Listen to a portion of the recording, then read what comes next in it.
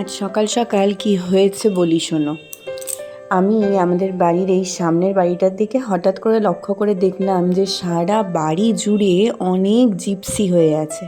দেখে তো আমার মনটা ভীষণ ভালো হয়ে গেল, আর মনে আফসোসও হতে লাগলো যে বাবা, আমার বাড়ির সামনেই এতগুলো এত সুন্দর থোকা থোকা জিপসি, এদিকে এতগুলো বিয়ে বাড়ি গেল, একটাতেও আমি মাথায় একটু লাগিয়ে যেতে পারলাম না বা চোখে পড়লো না, এত বড় বড় হয়েছে।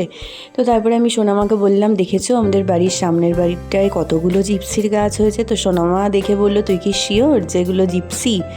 আমি বলছি মনে তো হচ্ছে। তো সোনামার কথাটা শুনে মনে আবার একটু সন্দেহও জাগলো যে জিপসির এত দাম, মানে এত দামে আমরা কিনি দোকান থেকে, সেগুলো কি এইরকম যত্রতত্র ফুটে থাকতে পারে? তো সেই ভেবে কি মনে হতে ছবি তুলে একটা ফেসবুকে দিলাম পোস্ট। সেই পোস্টের কমেন্টে আমাকে সবাই জানালো যে একদমই এটা জিপসি না, এটা হলো পার্থেনিয়াম, যেটা কিনা একটা বিষাক্ত গাছ, এমনকি এটা থেকে শ্বাসকষ্ট অবধি হতে পারে। সেই শুনে তো আমি আকাশ থেকে পড়লাম। ভাবো তো কি কেলেঙ্কারি, যেটা কিনা এতটা বিষাক্ত জিনিস, সেটা নাকি আমি আবার মাথায় দিয়ে বিয়ে বাড়ি যাওয়ার কথা ভাবছিলাম। যাকে সকাল সকাল বেশ একটা কেলেঙ্কারি থেকে বাঁচলাম। আর এদিকে দেখো, সোনামা যে কুমড়ো গাছটা বসিয়েছিল সেটার বিনুনি পাকাতে পাকাতে কত দূর পর্যন্ত পৌঁছেছে। আজকেও একটা সুন্দর মতন ফুল হয়েছে। তবে রোজ জানো তো ফুল হয় না। আমরা 5 জন মানুষ, যদি 5টা ফুল একসাথে ফোটে তাহলে তো বড়া ভেজে খাওয়া যায়, কিন্তু সেই উপায় আর হয় না। যাই হোক, good morning everyone, welcome back to my channel. অনেক দিন পর সকাল সকাল আমাকে চা করতে দেখি একটু অবাক তো তোমরা হচ্ছই, তবে একদমই অবাক হয়েও না। দিনকে দিন আমার একটা ঠান্ডা লাগার ধাত হয়েই যাচ্ছে বলবো না, হয়েই গেছে। তো সেরকমই আমি এখন এই জন্য এখানে একটুখানি আদা চা বানাচ্ছি নিজের জন্য। একটু আদা চা না খেলে গলার মধ্যে একটা ইরিটেশন হচ্ছে কীরকম।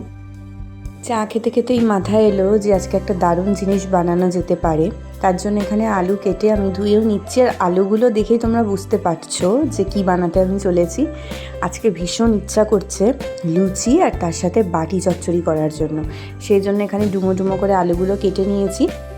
বাটি চচ্চড়ি মানেই তো সব কিছু একসাথে মেখে বাটি করে জল দিয়ে বসিয়ে দেওয়া, কিন্তু আমরা এতগুলো মানুষ তো অত বড় বাটি তো আমার কাছে নেই। সেই জন্য আমি কড়াইয়ের মধ্যেই ধুয়ে নেওয়া আলু, তার মধ্যে কালো জিরে, এরপরে হলুদ, নুন, স্বাদ মতন মিষ্টি, চেরা কাঁচা লঙ্কা, টমেটো, আর সব শেষে বেশ কিছুটা পরিমাণে কাঁচা সর্ষের তেল দিয়ে সব কিছুকে খুব ভালো করে একটু টাইম নিয়ে মাখিয়ে নিয়েছি। কারণ আমি দেখেছি এই মাখামাখির রান্নাগুলোতে যতটা সময় নিয়ে সুন্দর করে মাখানো যায় না, তত বেশি স্বাদ হয়। আমার মনে হয় এটা প্রত্যেকের হাতের স্বাদেই স্বাদটা খোলে। আর বাটি চচ্চড়িতে সর্ষের তেল যাবে না এটা তো হতেই পারে না। বাটি চচ্চড়ি মানেই একটা সর্ষের তেলের সুন্দর কাঁচা গন্ধ, তার মধ্যে মিশে থাকবে কালো জিরে আর কাঁচা লঙ্কার দারুণ একটা ফ্লেভার। মাখিয়ে নিয়েছি সুন্দর করে, একেবারে এবার জল দিয়ে ঢাকা চাপা দিয়ে বসিয়ে দেবো। ঢিমে আছে সুন্দর করে এটা রান্না হবে। আর এটাকে কিন্তু আমি একদম শুকনোই বানাবো, কারণ আমার লুচি দিয়েই তরকারিটা আজকে শুকনো খেতেই ইচ্ছে করছে। যে রসা রসা তরকারিটা হয়, মানে অনুষ্ঠান বাড়িতে বানায়, সেটাও খেতে বেশ ভালো লাগে, কিন্তু আজকে আমার স্পেশালি মনে হচ্ছে যে একদম শুকনো করেই তরকারিটা বানাই। এই যে দেখো, ঠিক যেরকমটা চেয়েছিলাম ওই রকমই হয়েছে তরকারিটা। আর খেতে যে কি ভালো হয়েছিল কি বলবো। এদিকে আমার আটা মাখাও হয়ে গেছে, মানে আটা আর ময়দা আমি মিশিয়েই মেখেছি, যেখানে ময়দার পরিমাণটা একটু বেশি আর আটার পরিমাণটা একটু কম। এই রকম তরকারি দিয়ে লুচি খাবো, সেটা যদি ময়দার পরিমাণ বেশি না থাকে তাহলে কি সেটা লুচি হয় বলো? কিন্তু একটা সমস্যা হয়ে গেছিলো, সেটা হচ্ছে যে আমার আটা মাখাটা একটু না বেশি নরম হয়ে গিয়েছিল। সেই জন্য কয়েকটা লুচি ফুলেছিল আর কয়েকটা লুচি ফোলেনি। তো এই সেকেন্ড লুচিটা ফুলেছে দেখে বেশ ভালো লাগছিল। লুচি যদি না ফোলে তাহলে মনটা একদম ভালো লাগে না। লুচি হবে ফুলকো ফুলকো, তবেই না মজা বলো। দেখো তো প্ল্যাটারটা কেমন লাগছে। তোমাদের কার কার আমার এই প্ল্যাটারটা দেখে জিভে জল আসছে আমাকে শিগগির করে কমেন্টে জানাও।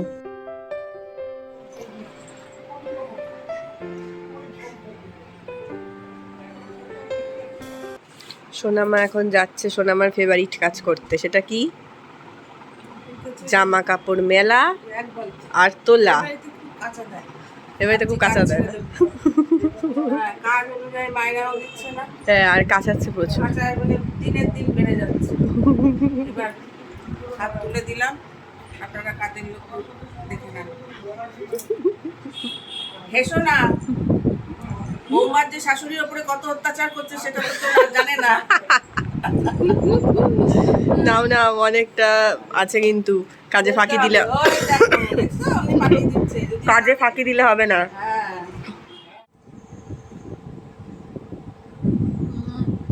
যা দারুণ লাগছে না খেতে। আরেকজন লুচি খাবে বলে কখন থেকে অপেক্ষা করছে, তাই না? তরকারিটা আজকে খেয়ে দেখো, হেভি হয়েছে। হ্যাঁ বলো, কেমন খেলে? দারুণ খেলাম। আর আমরা এখন যাচ্ছি ডাক্তার দেখাতে, কারণ আমি একটা কেশো রুগী হয়ে গেছি। তো সেই জন্য এর আগে যে হোমিওপ্যাথি ডক্টরকে দেখিয়েছিলাম তার কাছেই যাচ্ছি ওষুধ আনতে, কারণ দেখছি কাশিটা বাড়লো। কি আর বলবো, দেখিয়ে নিয়ে আসি। আমি যে কেন এদের এখানে এসে এরকম কেশো রুগী হয়ে গেলাম কে জানে। ষষ্ঠী বুড়ো আমার বাবা নাম দিয়েছে। বুড়ি বুড়ি, ষষ্ঠী বুড়ি। বুড়ি। চলো যাই দেখিয়ে আসি। আর বাজে এখন প্রায় 2টো, বাড়ি আসতে আসতে তো 1:45 হয়েই ছিল। তো এসে বাসন টাসন মেজে স্নান সেরে আজকে আমি একটু না অনেক দিন পরে হেয়ার ড্রায়ার দিয়ে চুলটা হাফ শোকালাম, তার কারণ বেলা হয়ে গেছে তো স্নান করতে, আর হেয়ার ওয়াশও করলাম সেই জন্য। তো ওষুধ দিলেন, ওষুধ নিয়ে এসেছি। এখন ব্যাপারটা হচ্ছে যে ডাক্তারবাবুর অনেক বয়স হয়েছে তো বেশি কিছু বলে না, শুধুমাত্র সমস্যাগুলো শোনেন, তারপর সেই বুঝে ওষুধ দেন। তো দিলেন, দেখি খেয়ে, এমনিতে খুব ভালো কাজ দেয়, কমে যায়। কিন্তু ব্যাপারটা হচ্ছে কমে যাওয়ার কিছুদিন পরে যদি আবার হয়, এইটাই কেন হচ্ছে বুঝতে পারছি না। যাই হোক, আজকে একটুখানি বাড়ি যাব, একটু কাজ আছে, তো আজকে বিকেলে যাব, আবার কালকে চলেও আসবো। তো সেই জন্যই চুলটা আরও তাড়াতাড়ি করে শুকিয়ে নিলাম, কারণ হয়তো চুল শোকাতে বড্ড দেরি হয়। আছে তো মাথায় 4টে চুল, সেটা আবার শোকাতে দেরি। আমি রেডি হয়ে গেছি আর এখন বেরোচ্ছি। আমার ট্রেন হচ্ছে 4:30-তে। এই যে মহারাজা, টাটা, রাধে রাধে। রাধে রাধে, সাবধানে যাও। হ্যাঁ, কি সুন্দর দেখো সূর্যটা, কি দারুণ লাগছে অস্তগামী সূর্যটাকে। একটা ডকুমেন্টেশনের জন্যই হঠাৎ করে বাড়িতে যেতে হচ্ছে, সেটা নিয়েই জাস্ট চলে আসবো। তো সেই জন্য ভাবলাম ঠিক আছে একটা রাত থেকেই আসি, নয়তো ওই যাবো চলে আসবো এই বিষয়টা আমার ভালো লাগে না, মনই ভরে না। তো এখন বাড়ি যাওয়ার আগে যে কথাটা প্রথম মনে পড়ে যে বাড়ি গিয়েই ঠাম্মাকে আর দেখতে পাবো না। হ্যাঁ দেখতে পাবো, কিন্তু সেই ফটোতে। যতবারই যাই না কেন বাড়িতে, ততবারই এখন এই কথাটাই মনে পড়বে। আসলে ক্ষত স্থান শোকাতে একটু তো সময় লাগেই, তাই না বলো? আস্তে আস্তে হয়তো আরও দিন যাবে, তখন আস্তে আস্তে সবটাই আবার ঠিক হয়ে যাবে, ক্ষততে প্রলেপ লেগে যাবে। আসলে জীবনটা তো এরকমই, আসা যাওয়ার মধ্যেই এগিয়ে চলে। টোটোতে উঠতেই হঠাৎ করে চোখ পড়লো টোটোর এই সামনের উইন্ডোতে। দেখো প্রভু জগন্নাথের চোখ, যেটা দেখে আবার আমার মনে পড়ে যাচ্ছে জগন্নাথ চকানন। বাড়িতে ঢুকেই আগে তোমরা ঠাম্মাকে দেখো, মা কি সুন্দর করে ঠাম্মাকে এখানে সুন্দর করে সাজিয়ে রেখেছে, খুব ভালো লাগছে দেখতে। আই লাভ ইউ ঠাম্মা and miss you so much. কি গো, রাধে রাধে। মাকে একটু আগে টেনশনে ফেলে দিয়েছিলাম। তোমাকে টেনশনে ফেলে দিয়েছিলাম কি বলে বলো? হ্যাঁ, যে আমি এখন ওই কি বলে এই পায়রাডাঙ্গা থেকে বেরোলাম, তারপরে ফোনটা রেখে আমি বললাম তোর আসতে হবে না। তারপরে দেখছি আমি ঢুকছি। তারপরে আমি দেখছি মা লাল লাখানা কে আসছে। অনেক ফেভারিট জায়গাটায় আমি এখন বসে আছি। এই যে, এই যে ঠাম্মার সময়কার জায়গা, আমাদের সিমেন্টের একেবারে টেবিল।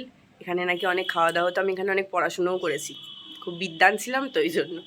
অনেক দিন পরে জায়গাটায় বসলাম, কি সুন্দর হাওয়া দিচ্ছে। বলো দেখি তোমরা, এটা আমি কি খাচ্ছি? মা আমার জন্য রেখে দিয়েছিল, আসতেই দিল। দারুণ লাগে আমার খেতে এটা। মা এখানে একটা দারুণ চা বানিয়ে এনেছে, আবার বানিয়ে বলছে খেয়ে দেখ মা কেমন চাটা বানিয়েছে। সব আসছে। আর বাবার ফোনে সব উল্টোপাল্টা হয়ে গেছে, সেটা ঠিক করতে গিয়ে আমিও উল্টোপাল্টা হয়ে যাচ্ছি। ফাটা ফুলুরি আনতে গিয়ে বাবা ফুচকা নিয়ে চলে এসেছে। কেন ফাটা ফুলুরি বসেনি? না, দোকান বসেনি। ও ঠিক আছে, চলো ফুচকা আরো ভালো। চলো প্রথমটা আমি টেস্ট করব, নতুন দোকানের ফুচকা। দেখি কেমন। না মনা খেতে বেশ বেশ বেশ আর দিন দিতে থাকবে আছে। চা খেয়েছি বেশিক্ষণ হয়নি তো। ভালো ভালো, খাও খাও। আমি আর মা এই যে এখন ঠাম্মার ঘরে বসে আছি, ঠাম্মার বিছানার ওপর।